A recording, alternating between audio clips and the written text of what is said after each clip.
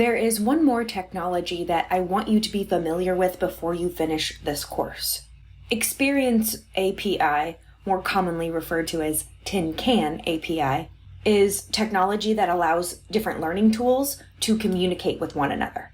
The data from these tools can be collected, stored, and accessed by trainees in what are called Learning Records Stores, or LRS. Maryville University has a platform that connects you to a variety of tools: Canvas, registration, email, Microsoft Office, and so on. This platform tracks every login, what people click on, how long they view each page or work within an app. This information can be used to help people learn more, faster, and better, and to make decisions about the training system.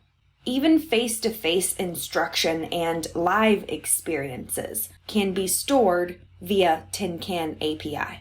You may have noticed that these technologies produce a lot of data that could be useful to us.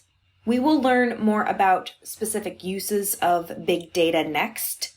Before we do, check out some of the examples of technology-based tools on this page.